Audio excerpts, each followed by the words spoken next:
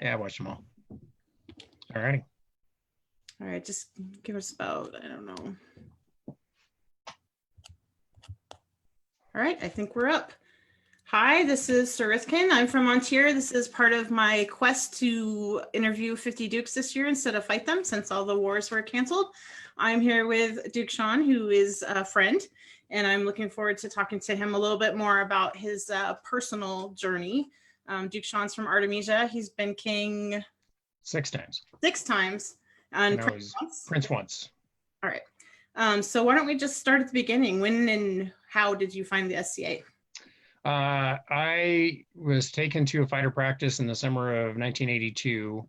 My parents had been going to SCA for some time before that, and it was just one of those things that they just that my parents did. I didn't know anything about it, and so one day in the summer when we started going to practice, we were going to fighter practice.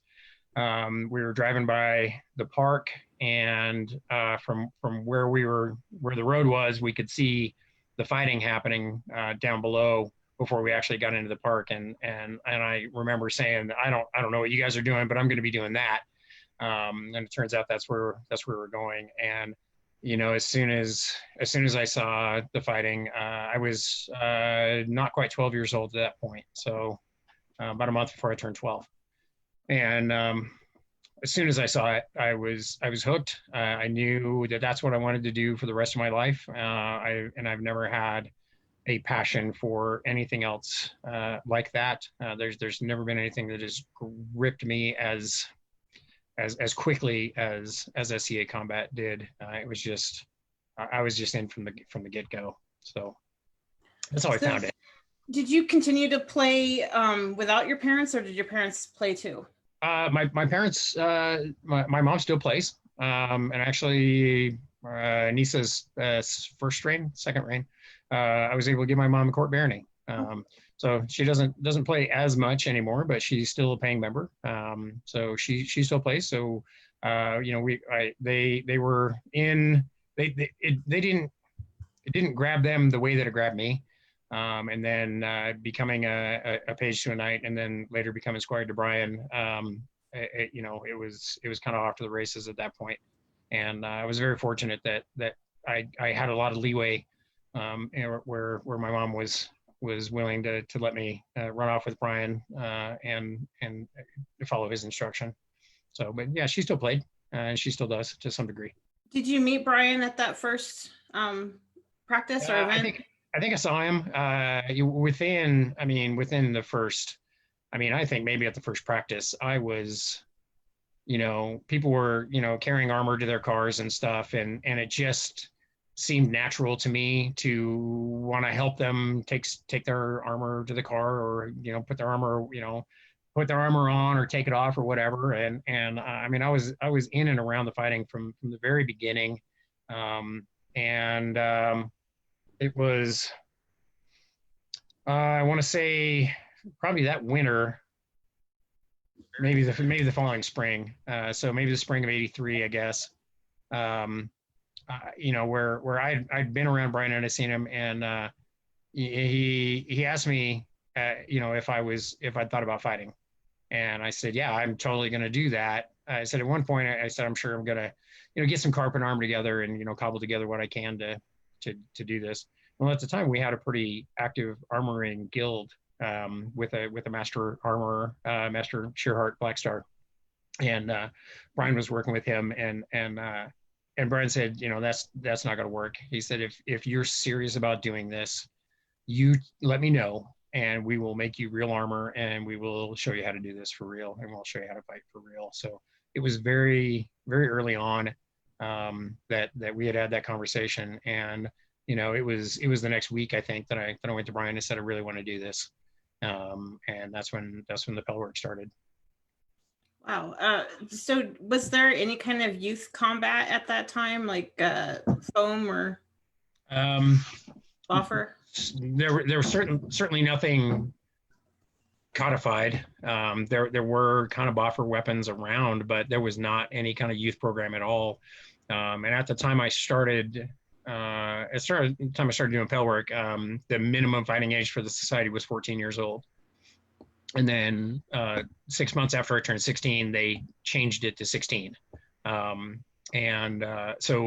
I started doing Pell work. I was doing Pell work for about a year and a half with Brian before I ever set foot on the fighting field. So, but yeah, we really didn't have any. I mean, youth combat in general just didn't exist. I mean, they were kind of foam weapons, but there really wasn't anything of that nature. So did Brian have like a squires practice that he invited you to? So I started working with Brian when he was still a squire. Oh, okay. So Wow. Lord Brian Tarragon, which is a phrase that people don't hear much of anymore with the great and mighty Duke Brian.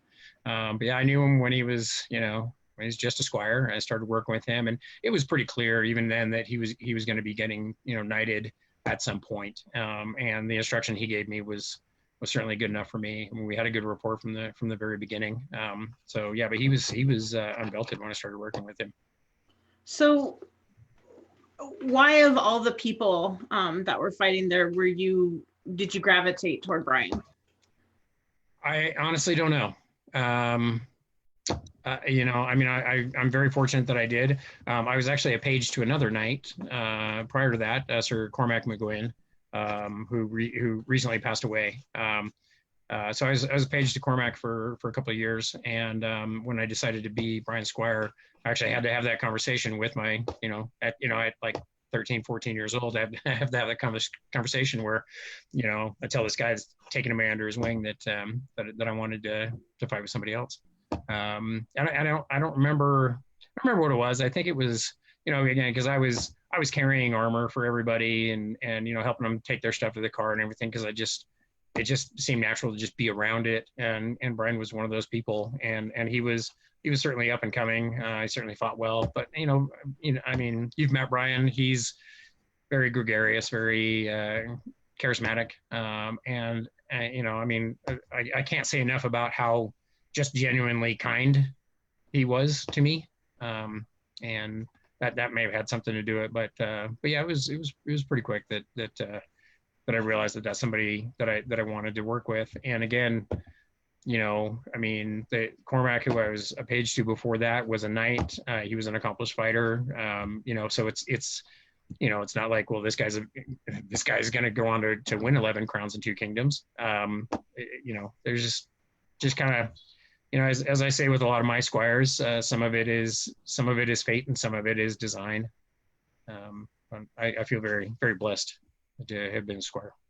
So did you spend a lot of the time before you were 14 watching fighting? Well, within about a year of seeing it, yeah, I mean, I was, as soon as I saw fighter practice, I was watching it all the time. And then within a year of that, I was doing Pell work on my own, or with Brian. But yeah, I mean, I was around it all the time, because I was just, it just sucked me in so bad. So I just wanted to be around it all the time. So even at that early time, were you interested in analyzing the fight? Did you take notes? Were you a journal person? No, I mean, I was young. I never had any real athletic background. Sometime before I started fighting, or around that same time, I tried playing some little league football. And my mom had signed the waiver for me to fight quicker than she signed a waiver for me to play football, because it was safer to be doing this. So I didn't do well in group sports. I mean, all the sports I'd done before that were just street ball stuff, throwing football with baseball, that sort of thing with my friends. But I never really had any of that. So I mean, early on, it was,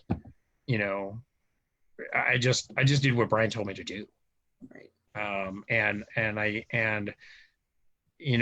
mentioned a number of times that a lot of my success early on, I can attribute to the fact that I was really just a lot of ignorance and innocence. I didn't know that I was supposed to be afraid of Sir So-and-so or Duke what's his name. I mean, I get a chance to fight. So I never back down from anything, just because, I didn't know. I didn't know that because you hear people all the time and say, oh, I don't want to fight that guy because he's just going to beat me up. And I'm like, that's a guy to fight. So let's go fight a guy because there they are. And I just never had any of that. I came to it with that youthful exuberance, and I was just never afraid of any of it. And I just threw myself into it whole hog. So you were a pretty skinny kid, right? Yep. Did you ever have any problems with power generation when you first started out? Yeah. I mean, when I started fighting, I was maybe 5.5 feet tall. I mean, I hit a huge growth spurt from 13 to 14 years old. I hit a huge growth spurt. So, I mean, I was maybe 5.5 feet tall. I'm only 6 foot now. But I was always skinny. And in fact, shortly after I got knighted, I did my way in to go to the military. And that's when I found out that I was in 1987, I was 122 pounds. So I was never that big. And so, oddly enough, the mechanics that Brian gave me are virtually unaltered from the mechanics that I use today and teach today. And I found out recently that, being Brian's first student, I was his first squire. I was the first of his squires to get knighted. But being his first student, I was wondering, well, who taught him the science of stick mechanics as I teach the science of stick mechanics? And it turns out, he'd gotten some instruction from others a little bit, but as far as what he was teaching me, as far as the body mechanics of it, I was kind of his test subject, his guinea pig. And he said, I didn't know it was going to work. And he just kind of gave it to me, and I did. And those mechanics are the same mechanics I use now. And it's the same mechanics I teach, and it starts with a hip rotation. There are mechanics that are specifically designed to be kind to your body and to get the most efficient use of the weapon. It was just recently, since we've had the whole pandemic thing going on, that I've been able to I've always taught my stick mechanics class as like stick mechanics, not sword mechanics. And I talk about using the body, but it wasn't until just recently that I realized how much of my power generation is actually just basic physics. Because I never had the strength to just put more muscle behind it, I had to have good mechanics. I had to have good physics. And the physics that I use are in the sword more than they're in the body. I get my power off of stick rotation, stick travel, force equals mass times acceleration, that sort of stuff. I mean, it's pretty basic rudimentary physics, but when you can apply those correctly, I never had the body to put behind it. So I didn't have that. So I had to find that somewhere else. So, but after doing Pell work for a year and a half, when I first started fighting, I mean, I went to practice the week before Estrella won in 1985. It was the first time I set foot on the fighting field. And I went to practice, and I killed a couple of people. So I go to war, and I'm like, I can handle this killing business. So let's just go to war and start killing people. And I just, I was standing on the shield wall and just get poked in the face over and over again. I thought it was something, some big thing, because, I got a couple of kills at practice on Tuesday. So did you squire to Brian right away after he got knighted? Yeah. Again, having worked with him before he was knighted. The basic timeline was that, so Brian got knighted at Aidenville Crown Tourney in October 1984. I became his squire at Solstice Court in that year, so 3 months later. And I had not yet set foot on the fighting field at all. I'd just been doing Pell work, and we've been making my armor. So yeah, I got squired before fighting at all, which doesn't happen anymore.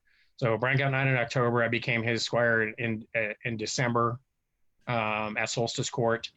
Went to Estrella, won in 1985 in February. Brian won his first crown in March.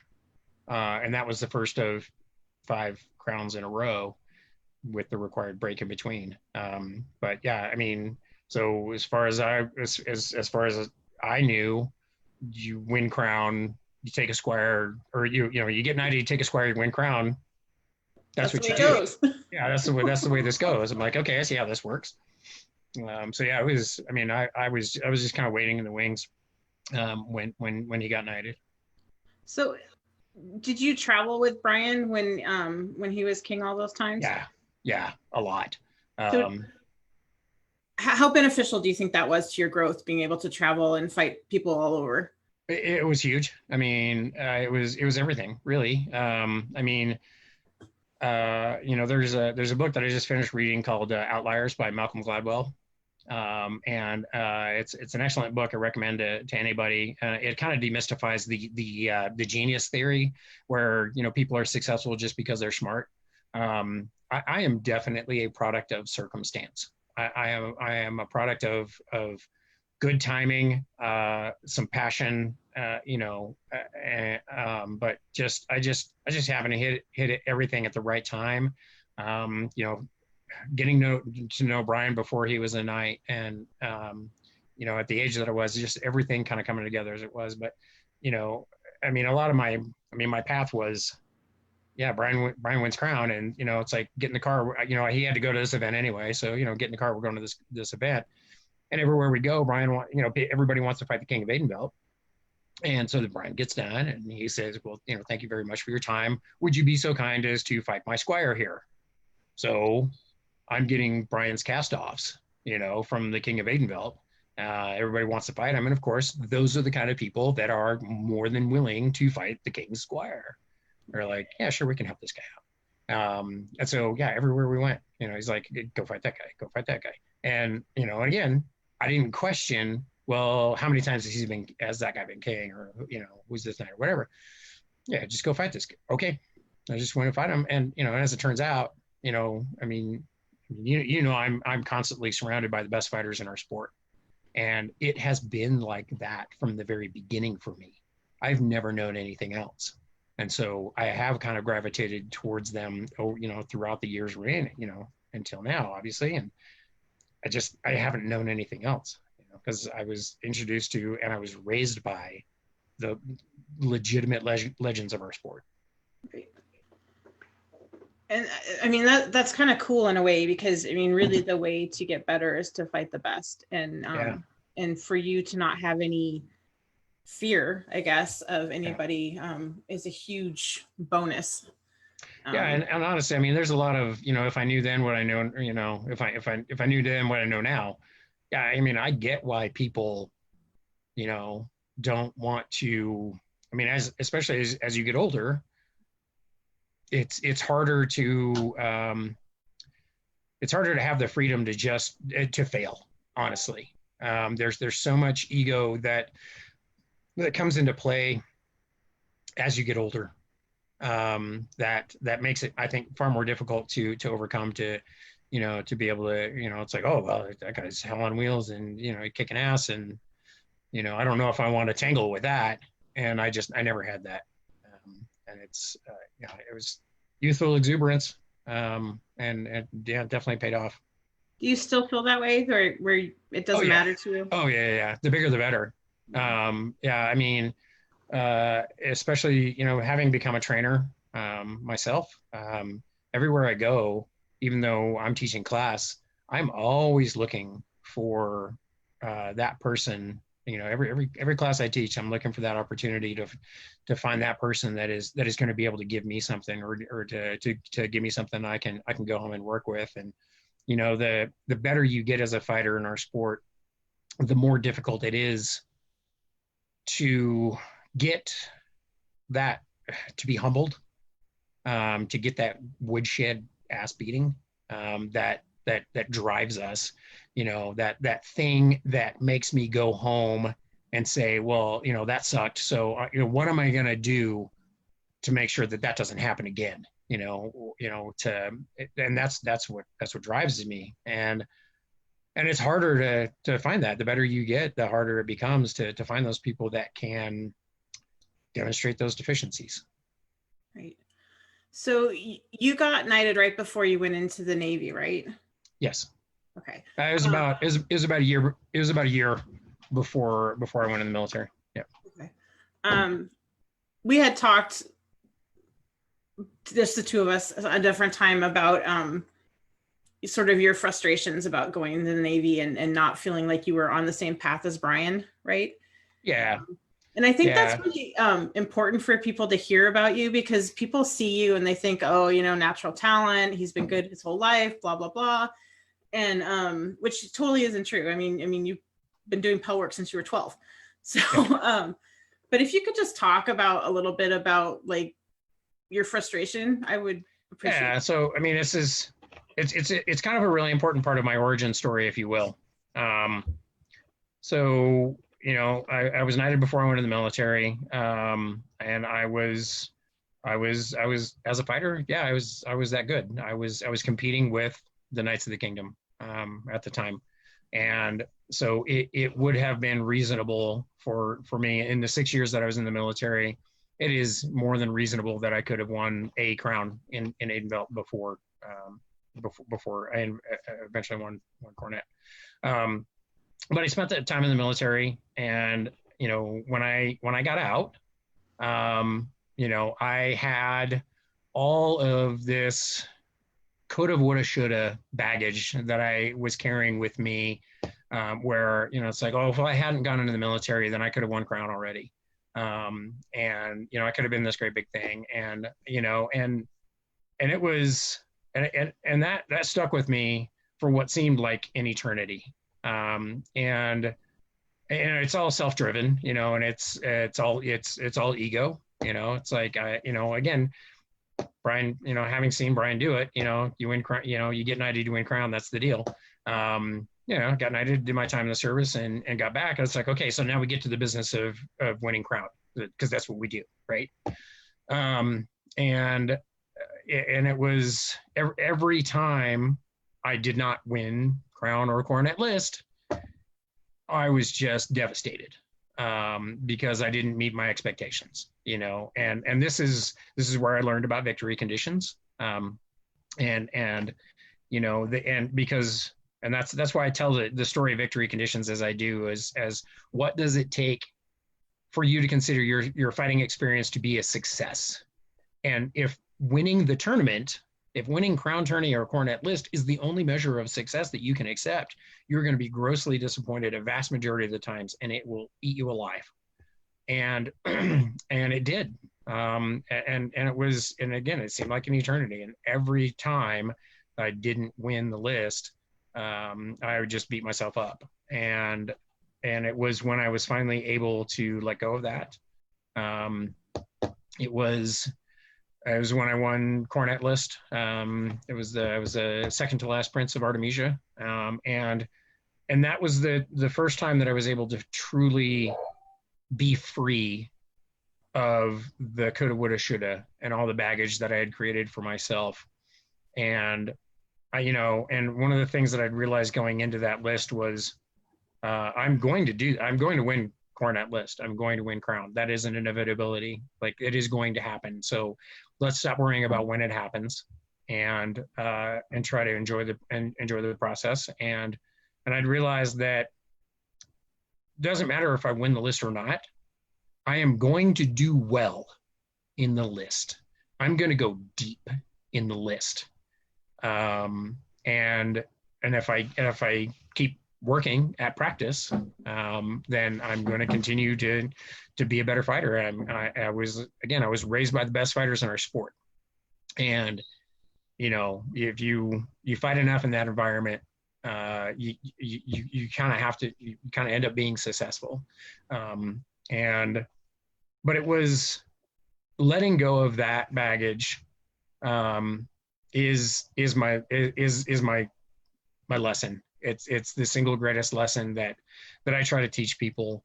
And partially because I want to spare other people the misery that I went through, because it's not necessary and it's not true. And it was a hard lesson for me to learn. But unfortunately, I'm a kinesthetic learner, so I have to learn things the hard way. I have to learn by doing. But when I went into a cornet list, when I woke up that morning, and it was like the night before, I told my wife at the time, if I think I'm winning this list tomorrow, I'm just setting myself up for a huge disappointment. And that's when she basically told me that well, that's your problem, not my problem. So, you can win cornet list or not win cornet list. It doesn't matter to me. You're the one who's getting wrapped up in this, but, but I don't want to, I'm not going to listen to you beating yourself up about it anymore. And it wasn't exactly that alone, but it was a culmination of things that, I just woke up that morning and I'm like, okay, let's go fight. And I was relaxed and I was laughing. And again, because I knew I was going to do well. I was in the semifinals of the cornet list before that. I was in the quarterfinals of the cornet list, the one before that. I'd gone several rounds in crown, but I had some, crowns, Aidenville crowns have been some disappointments for me. But I was doing well in cornet, and I knew I was going to do well. And being able to let go of that is, I hate to say it's my superpower, but I guess that's my key, is being relaxed. Well, you talk a lot about the sanctity of the field. Yep. And the field, yeah. Was there a thing you did to change shift your mental focus so that you were able to leave your baggage on the side? Is there a tourney day routine that you do? So, kind of, not day by day, but being able to get over that for a cornet list, that's when that was liberating. And that's the thing I do more than anything else, going into tourney day, is to remind myself that that I'm gonna do well, no matter what. And and honestly, my focus has changed a little bit in that regard. I'll get to that in a second. When I was able to let go of that at cornet list, I pretty much cruised through that list. I went undefeated, and I pretty much cruised in that list. And then the first crown I won, I often say I ended up winning that crown because I didn't exactly dominate that crown. But I ended up winning. And I was executing well, but I was relaxed. And again, I knew that I was going to win crown eventually, so it didn't really matter. But that one, I was just relaxed. The second crown I won, right before that, I had been out to the West Kingdom for work. And I went to a mission practice, down by San Jose, when they still had the mission practice. Uther was there as king. And he had come up to visit us for Uprising, I think his first or second reign. So I think this was his third reign as king, right? So I go to mission practice. Uther introduces me to one of his friends. He's like, "Oh," and this was 2 weeks before I won my second crown. So I was an earl. And Uther introduced me to somebody, and he said, "Oh, I'd like to introduce you to my friend, His Grace Sean." And I didn't correct the King of the West to tell him that I'd already won one crown. But that was a moment where I'd realized that one of the best fighters in the world at that time thinks I fight like a duke. And going into that next list a couple weeks later, there wasn't really anything that I got at that practice that changed me, but it was hearing that and knowing that one of the best fighters in the world thinks that I'm already that good. So the second crown is going to happen. And so those were a couple of instances that I had where I was really able to just I wasn't as wrapped up into it by the time I got that second crown, but that was a pretty key thing that happened for me that just made me realize I'm there. And so a lot of it is just being relaxed and not getting wrapped up in the outcome of the list, because I know I'm going to do well. And over the years, having won a couple of crowns, yes, to some degree, it is easier for me to say this, but recently, my focus going into the list has become, I think as a Duke, I have something of an obligation to demonstrate to the populace the manner in which I believe crown tourney should be contested. And people need to see us doing it right. And so my objective for the last several crowns that I've been in has been I'm going to do that. I'm going to demonstrate to the populace the manner in which I think the list should be fought. And that means that I am going to destroy everybody that comes in front of my path. I'm absolutely going to destroy them. Failing that, I am going to accept my defeat with grace and dignity. I'm going to show people that as many times as I have been king, it's okay to not be king as well. And I've won 7 crowns, but I've lost the finals of crown, or I've won 6 crowns, and I've lost the finals of crown 7 times, including the first crown. Actually, I was in the finals of the first 3 out of the first 4 crowns of Artemisia. And I think the manner in which I've lost crown in the finals says as much about my character as winning 6 says about my prowess. I think that, some people, they work so hard, and it's hard for them to let go of the need to reach their goal, I guess. And I understand victory conditions, but I think for some people, like, being able to let go mentally and just enjoy the fight is super hard. Yeah. And as I'm always saying, there are a lot of great fighters who can't win crown or who haven't won crown. There's a lot of great fighters who have not won crown. And crown is not a physical contest. Crown is a mental exercise. We put a lot of work into honing our craft on a day-to-day basis. And, when you get to crown tourney, you have to, there's a lot of emotional baggage that gets wrapped up in the outcome of the list, because it is a list that has, there are no greater consequences than crown tourney, right? You can't simulate crown tourney because you don't have the consequences. You don't have there's so much writing on it, and that you don't have the outcome is just not the same in any other list. That's why some of the lists like Sport of Kings and Ursulmus are just a lot of fun, because there's no job afterwards. Right. And as you know, having finished final 3rd at Sport of Kings last year, you get to just go out and execute and just fight. And hey, look, I happen to end up final 3rd, final 3. But when crown comes along, it's all the marbles, right? It is the big brass ring. And I think, one of the things about being able to kind of get over the emotional side of that is being able to look at it as just another list. And, because anything that you would have to worry about with winning crown, all this stuff's going to take care of itself. It's like wardrobe coordinator. People are going to start throwing themselves at you to do work for you. So yeah, there are things you need to figure out, but you don't need to figure that out in the finals of the list. I think Duke Owain up in Thierry had one of the best stories about that when he was talking about when he was the first time he was in the finals of Thierry Cornet list, and it was best 2 out of 3. He wins the first fight, and he looks over to the thrones and he says, "How am I going to get all that stuff in my car?"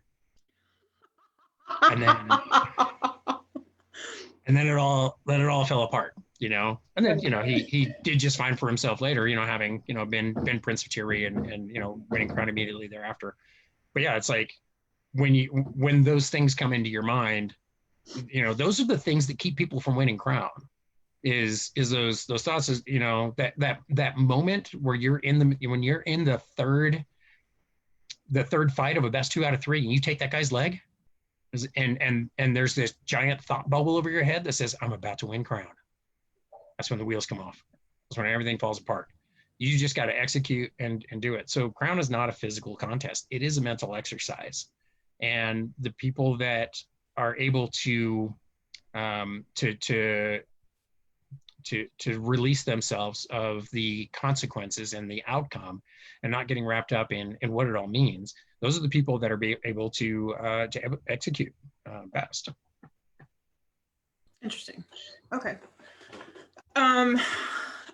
How long after you got knighted did it take you to take a squire?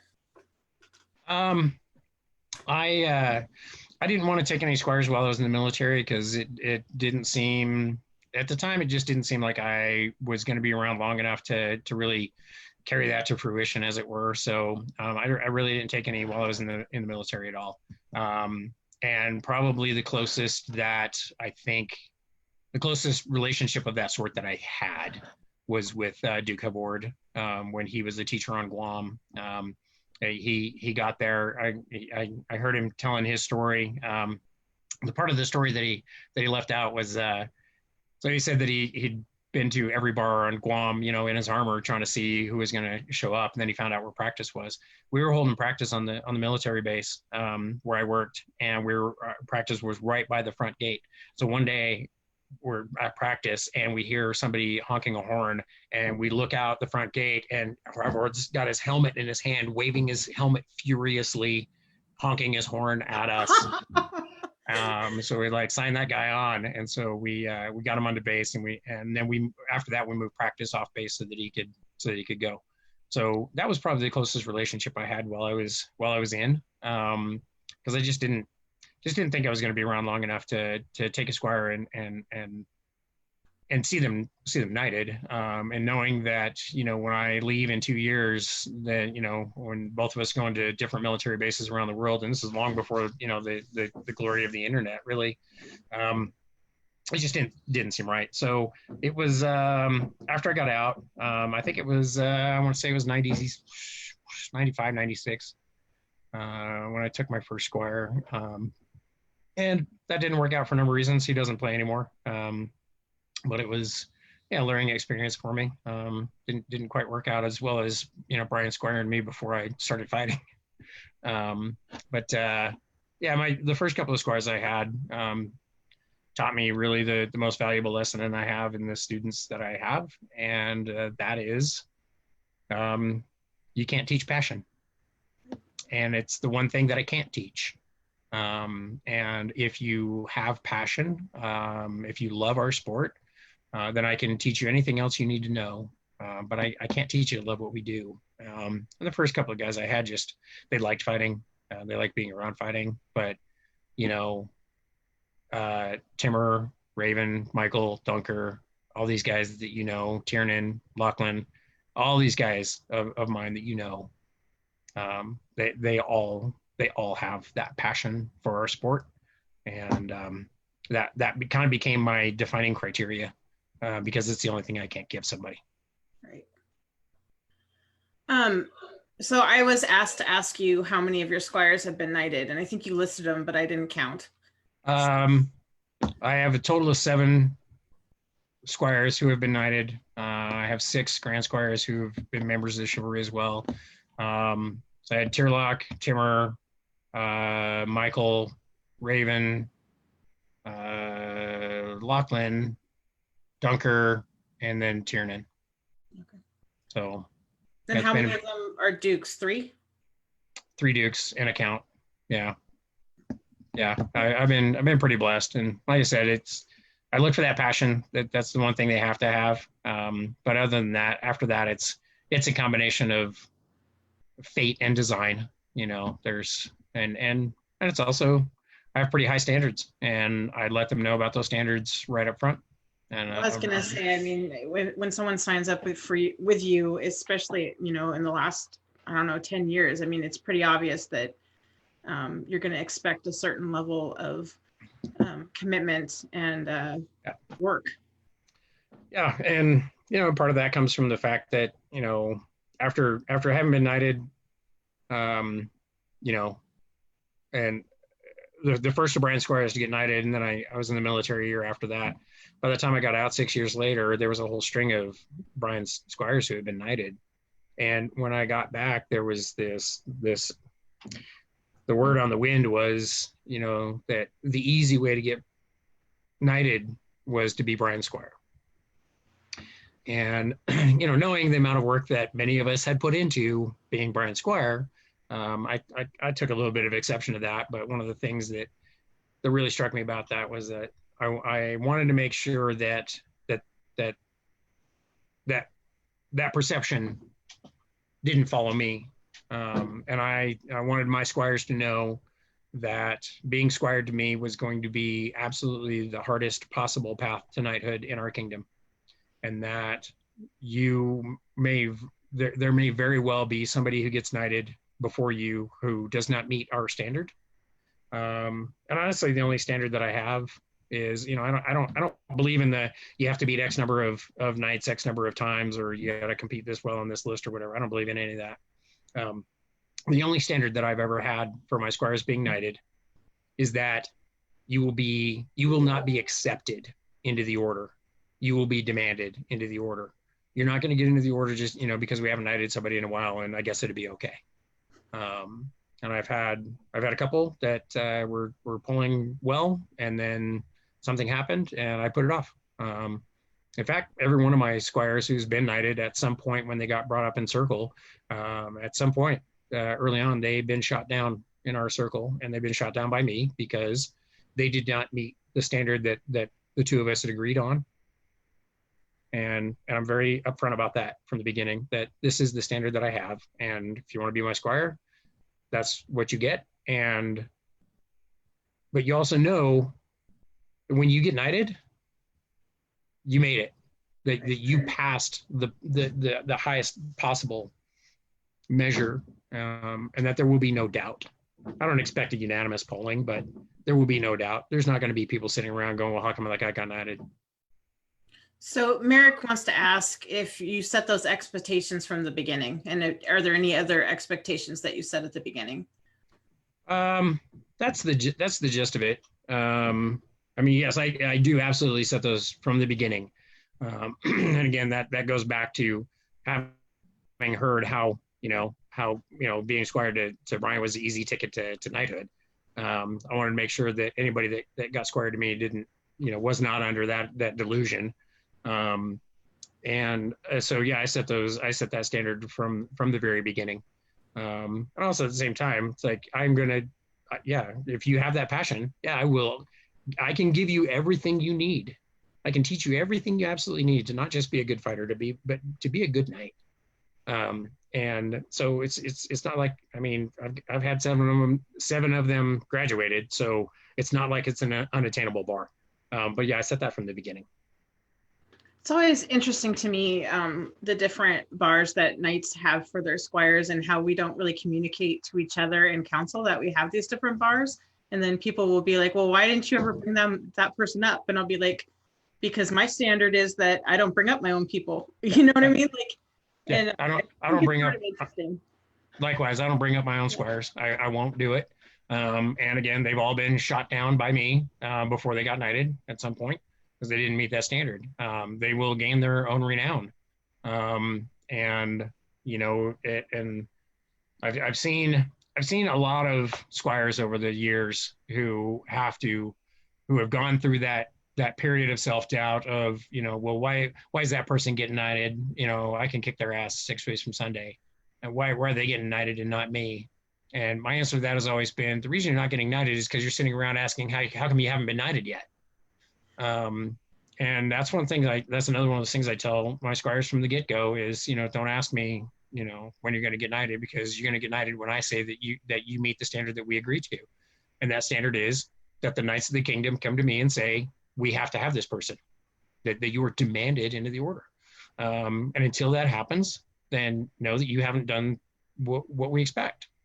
And little known secret, the work is still the same after you get knighted. You still have to do the same work, or even more work, actually. So I try to prepare them for that as best I can before they get knighted. And yeah, I'm very upfront about that.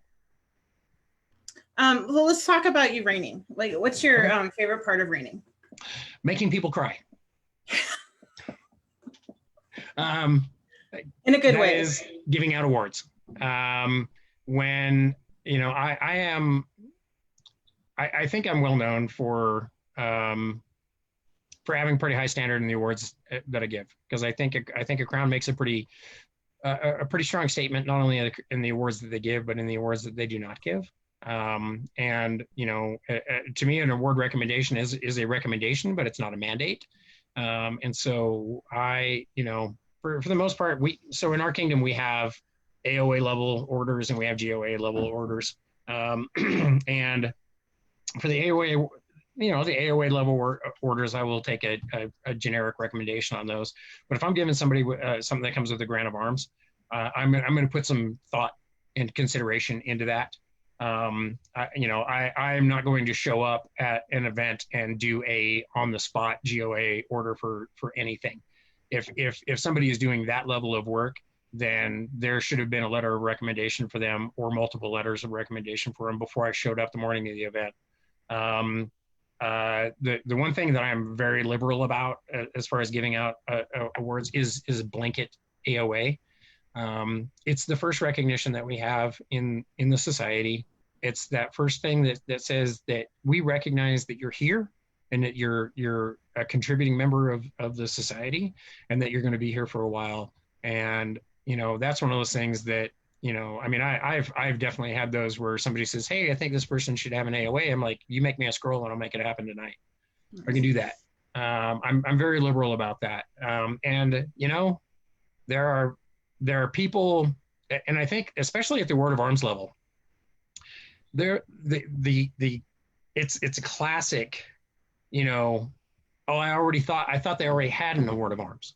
It's like I didn't say anything about them. I didn't recommend them because I thought they already had one. And there are people that go years, without any kind of recognition at all, just playing along, and because everybody thinks they already have everything. But when you get to recognize somebody for the work that they've done, especially when they think that nobody sees what they're doing, and you begin to wonder, why maybe you're wondering why you're doing this at all, and then being able to give somebody to recognize that and to be able to say, I see you, and we don't just give these to everybody. I see you and I see the work that you're doing. And sometimes people get a little bit teary, and giving out awards it's like heroin. It's crack, heroin, cocaine, all of it. It's like, give me that drug, give me more of that. I just being able to recognize people for the work that they've done, and even peerages, and even the Griffin of Artemisia, which is like your line of Vontier, being able to do that and recognizing those people that are, the embodiment of the dream, and being able to take that one person in your reign to be able to say, everybody else should be more like this. I think it's pretty powerful. Yeah, definitely. So what kind of goals do you still have in the SCA that you haven't attained? I've attained a lot of the goals that I've had.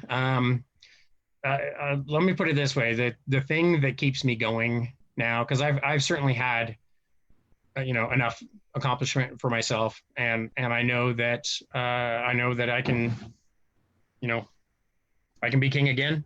I plan to at some point. I plan to keep entering, and if I keep entering, I'm going to keep winning. I know that I have that skill. I love competing in Sport of Kings, Ursulmus, the Roses tourney, the Cancer tourney, Outlands Prize tourney. I love competing in the international tournaments just to compete. Winning is neat and all, but I went to the semifinals, Outlands Prize tourney with Uther and Sven and Seto. Well, they were all kings, and then Griffith from Outlands. So I'm final 5 at Outlands Prize tourney. That's great. it is, I love it. Love competing at that level. But the thing that keeps me going is people like you, helping other people find the success that I've been fortunate enough to have. And, getting that text or that email from somebody, that says, hey, I just won a crown. Thanks for your help.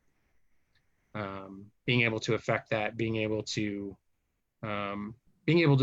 help people achieve the success that I have. That's what keeps me going.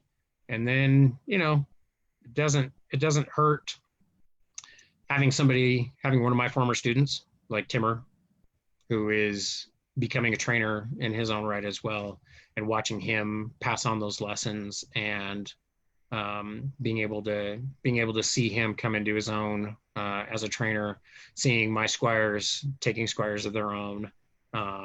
Yeah, having 6 grand squires that have been, added to the chivalry has been pretty ridiculous. It's been pretty spectacular, and seeing my squires do that, because as soon as Timur and Sherlock got knighted, they were knighted within 2 months of each other. And as soon as they got knighted, immediately the next question that came to mind was, did I train them well enough for them to train somebody else? And so right off the bat, I was looking for grand squires and that success. So yeah, helping other people out, that's kind of what keeps me going now, because I know that I've got the skills that I need. And again, as I mentioned earlier, finding those top dog fighters, finding the best in our sport, and getting those whoopings and going home and putting that work into it to be just 0.5% better. One of the things that I think is really cool about what you've done with all your travel to other kingdoms and teaching is that you've really given the fighting community a vocabulary and a glossary and a way to communicate the same idea so that we all understand it, which is super cool. And I think, like, if anything substantive comes out of this whole stay-at-home thing, it's this coach's corner thing that you and Branos and Ragnvalder and Tristan have been doing, and being able to put all of those methods into it forever, really, because those are never going to go away, and giving definitions. And I think the vocabulary is huge, because when you would when I first started fighting, like, everybody called everything something different, right, and nobody even knew what they're talking. So I think that's awesome, like that you've done that. And even before this, I mean, you just by traveling everywhere and being willing to give your time, and your wife being willing to let you go. That's huge. Yeah, I mean, it's huge. I always thank Christina. Thank you, Christina. Because it's huge. I mean, it's huge. So I love that about you. Well, I can tell you, I mean, one of the things that I'm definitely trying to, like, actively change, that I'm, like, unashamed to say that if I'm going to try to change anything, I am trying to change the way that we learn our sport. I'm not really trying to change the content, because content is subjective and personal, and everybody throws things differently. But I am trying to change the way that we teach our sport, and I've been really proud to be part of that. Yeah. But I also want to talk about your art, because you love to sew. I do. And you do other things, and I'm interested in that. When did that become a passion of yours? As far as a passion, that took some time. But being squire to Brian, one of the things that I remember very clearly Brian saying early on was, knights, so that's the deal. Brian is a Laurel. His knight, Robert Dispenser, is a Laurel. So art is definitely an important part of being a knight. And so, I was introduced to that concept very early on, and a lot of the sewing that I did was very rudimentary at the time, but I had the basic skills, and there was a time where I had, if somebody made me a good pattern, then I developed a method. I knew how to put it together, but it was my interest in costuming really took off right around the time I stepped down as Baron of Lochstallen, so like 2008 thereabout. And because, like, everything that I had done before that was what I refer to as like SCA chic, where it was all 10-foot rule code artese, where it looks good at 10 feet away, but the period construction was kind of questionable, but that wasn't really my focus. But it was, I remember very clearly, as far as my costuming goes, I remember very clearly purchasing a copy of the Medieval Tailor's Assistant, which I know now is a good, like, tertiary source. It's not really a prime source. Look at you, prime sources. What's that? No, I'm just joking. I said, look at you with your tertiary and prime sources. Well, it was, I've got the textiles and clothing from Museum of London. That's one of my primary go-to sources. And that's all stuff, like, right out of the bog, right? but the medieval tailor's assistant, most of the diagrams that she uses in there are sketches and copies from the textiles and clothing book. But it was what I needed at the time. It was a good intro. It was a good entry level book for me to have, and it was, it's hard to explain, but what's that? It makes it accessible. Yeah, exactly. And it gave me what I needed in a, again, I always talk about foundational parts of fighting. It's like you got to learn how to do a flat snap before you can, do some of the other stuff. And this was a book that was a good entry level, and it was speaking at a speed that I could follow along with, if you will. But I remember very clearly purchasing that book and saying, this is my path to being a Laurel. This is where it begins. This is where I'm not just doing SCA chic anymore. I'm like I'm gonna do this for real. That sometime after that led me to the boxing tunic, which I'm wearing here, or a modified version of it. The thing I love about the boxing tunic is it is dated right to the middle of the 14th century. We know it existed. This is a thing that existed in period. And we can make clothes for ourselves that are based on something we know existed in the period. And then at one point, my wife, who had for the longest time done Middle Eastern stuff, persona, one day she said, I think I want to wear a Code Art-E. And I said, yes, ma'am. And I got right on that. I got a hold of one of my great inspirations from Aidenveld, Countess Mariana. And she specializes in 14th century costuming. She's the one that taught me how to do the fitting for the self-supporting kirtle for the GFD. She in turn got that from Mr. Cecilia, who currently lives in the Outlands. But I got it from Mariana.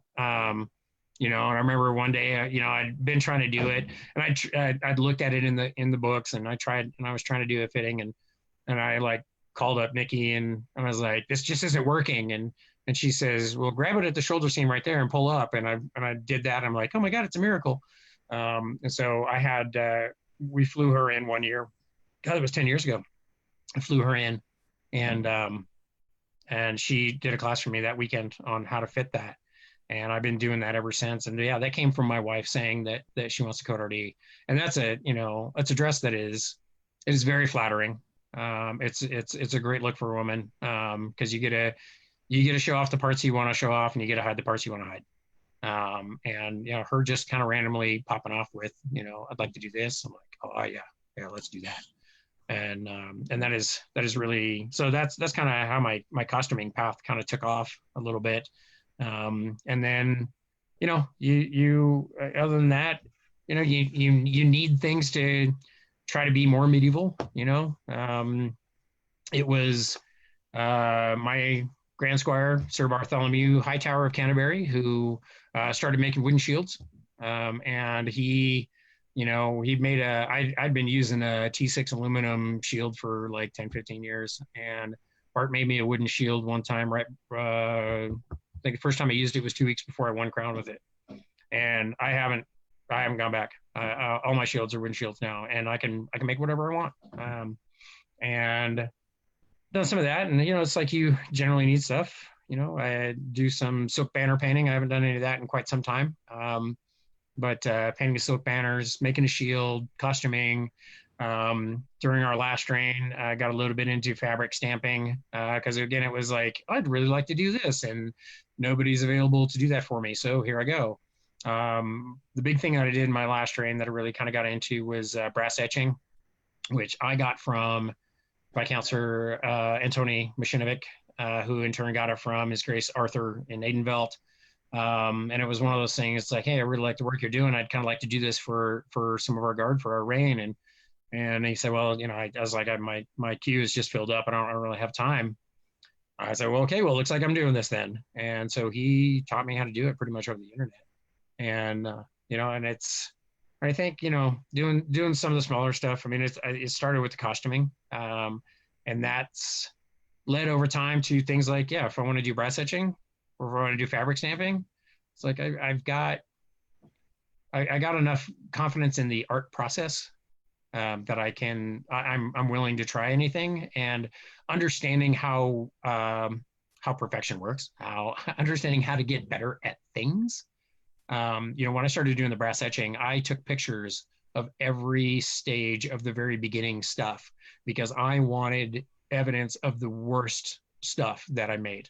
I wanted the really bad stuff so that someday when I'm really good at this, I can show this to people and I can say, I didn't just, fall out of the womb like this, that this is what I started with.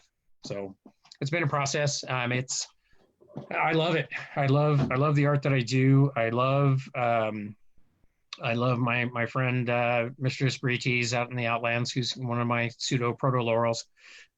She talks about applied archaeology, and being able to take something that existed in period and not just make copies of it, but to understand why it existed, how it was used, who would have worn it, when they would have worn it, that sort of stuff. So it's just kind of taken off, and it's something that I say I still kind of dabble in to some extent. I haven't put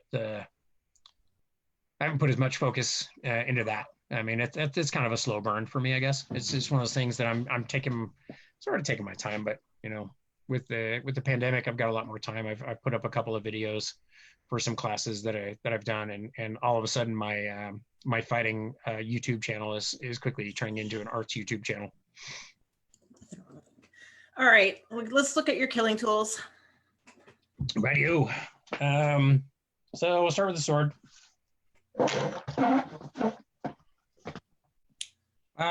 So all of my swords are 36 inches tip to tip. Brian always had a theory where, if you kind of hang your sword down by your side and it should hang sort of off the ground, but I needed to have a number for how long the stick needed to be because I wanted everything to be repeatable. I took a summer one years ago where I used everything from a 34 to a 38, and I just used that stick until that stick was gone, and until I figured out what I wanted, and it turned out that 36 was just the size. Curiously enough, I'm 72 inches tall, so that is half my height. So that's not necessarily an absolute number, but that's kind of where I'm at. So I do use the plastic baskets. I've got one of these Baldar ones. I also have one from Plastic Armory. Ivar up in Avacal. I got one of his as well. I don't use a trigger. I just use a lanyard. When I cut the handles, I do shave the handles down. I use a drum sander on a drill press to shave that down, and I just kind of make it flat on the sides, just because that's kind of sword shaped. That's how swords are shaped. Is that hockey tape or grip tape? Hockey tape. Yeah, it's the same tape that I use for taping up the sword. So, and I just put that on there just to give a little bit of traction. I don't know, honestly, I don't know how much it helps, but it makes me feel better. So I'll just put that on there. All my swords weigh approximately 2 pounds. The balance on it is just above the basket. When I started going with the plastic baskets, these things are so much lighter than everything else that I actually had to go heavier rattan to be able to hit hard enough. There's this great mythology. I mean, I am a speed fighter. I am known to have fast hand speed.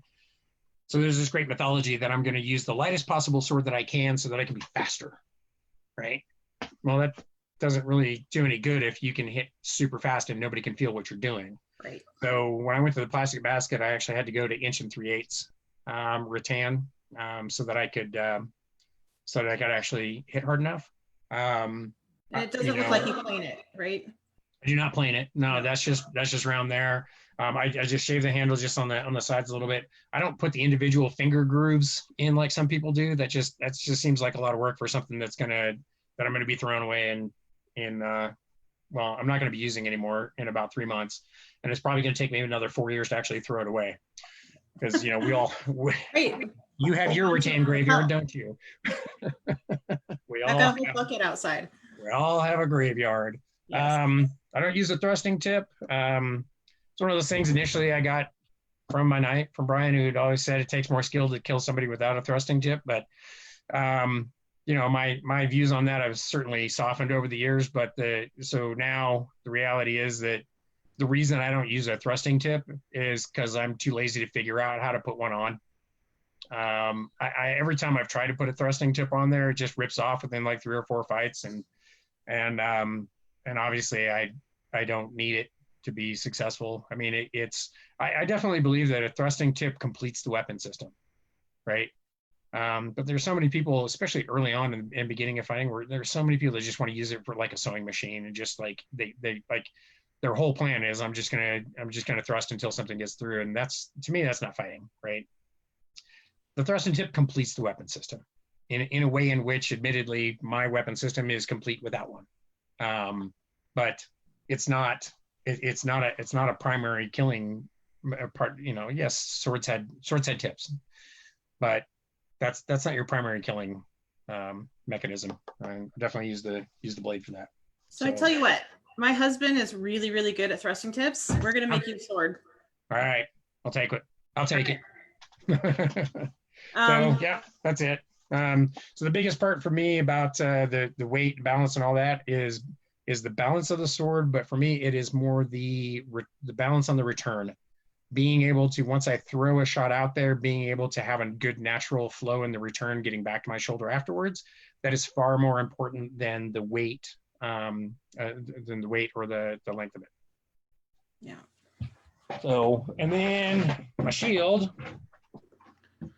So the shield I use is 22 by 30. Let's see if I can back up without killing myself. 22 by 30. This is based on the Black Prince effigy in the Canterbury Cathedral. I used to use the standard Aiden Tarragon heater, which was 22 by 36. And then after I won Crown in 2004, I went to a practice and picked up a buckler, and I was like, this is interesting. So I went to something smaller. I'd gone to 24-inch square for a couple of years to try that out, to have something smaller, and that is where I developed the concept of the offensive mindset, because you don't have all the real estate to hide behind.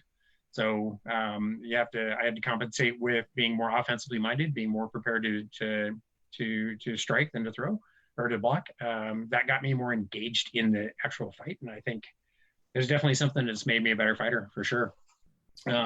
So 22 by 30. Back here, the strapping on it is almost straight across, but not quite.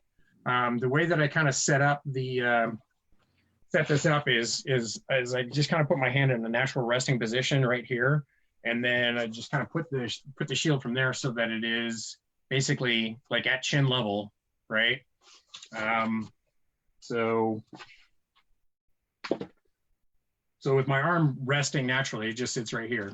And then when I engage, I'll extend it out here. So I'll have this point out, and I'll have this angle out here to kind of cut down on a lot of the flat snap. But yeah, so it looks like, and yeah, right up against me.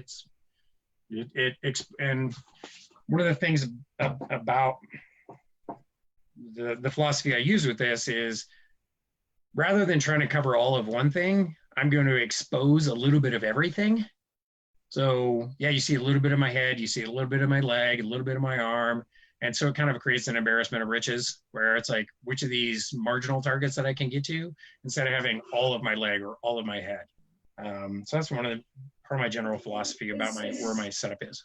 Is your handle a door pull? Yeah, actually, that's one that I just made out of some bar stock, some just square bar stock, because I wanted it to be a certain height. So I just bent them there. So that's just square bar stock. The handle here this is an old roller skating blade pad that I just put some leather over. And one of the things I do, so I've got the foam on the back of my hand there, so that kind of helps with the impact of blows hitting at there. But the other thing that does is it allows me to. So with the glove on, my hand is actually wedged kind of between the handle and the back there, right? So it's so I'm actually controlling my shield with the back of my hand instead of pulling the handle.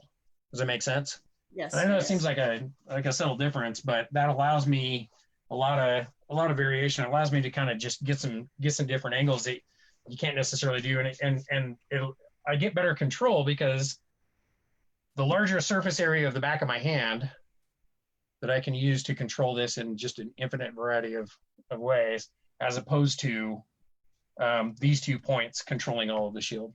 Does that make sense? Yeah. And you wear your strap tight? Somewhat loose. Okay. Yeah, it's pretty loose. You can see. So that's the top of it there, and as I don't know if you can see that. Yeah. As my arm hangs in it, it actually I could go quite a bit tighter on that really. So it has some movement. It's got a little bit of give at the arm strap. Yeah. Cool. But that's a big thing, is being able to just kind of control it with the back of my hand. Cool. Thank you. So those are my killing tools. All right. Yes, I am primarily sword and shield fighter, but I've been known to kill with other things. So, and yes, right. if I had a shoe and a wooden spoon, I could kill with that too. Okay, so you ready for the last 10? I am. Okay. And I've watched all these episodes, so I feel like I'm doing this with an open book test, but we'll see what we got. Well, all right. If you could fight anyone in the world, who would it be? I'm going to go with the Kingdom of Lockhawk. Since we've been on the pandemic era now, mind you, I can fight anybody, right? But seeing Laodin and Eva and Jarl Niall and the interview you do with Stefan, those look like some just really great guys, a great group of folks down there, and it's a bunch of it's an area and a culture that I've just never had access to really fight, and I can fight pretty much anybody. So go with the evils that you have not experienced before. Roni Festival 2021. Possibility. We could, yeah. 2022. Who would you like to see reign in your kingdom? Sir Gregory Beck. Me too. If you could talk stick with anyone in the world for an hour, who would it be? The student. Okay. I can and I do talk stick at the highest possible levels of our sport, and talking stick with the student, whoever that student may be, that it feeds my soul. Cool. What is your favorite medieval-esque or period movie? I'm going to go with The Knight's Tale, and it's for as very deliberately not period as they made that movie. There's a lot of historical accuracy in it. Not the costuming, but there's a lot there that is actually accurate. If you could add a rule to the rules of the lists, what would it be? If you are fighting with a two-handed weapon, you do not get to have a reserve dagger in your boot. Okay. Yes, there was a problem with that. All right. What is your favorite tournament format? I like the pooled lists that we do for our crown tourneys. I hosted the first crown tourney where we used that format. I had used that for our Queen's Champion to give everybody an idea about what it looks like.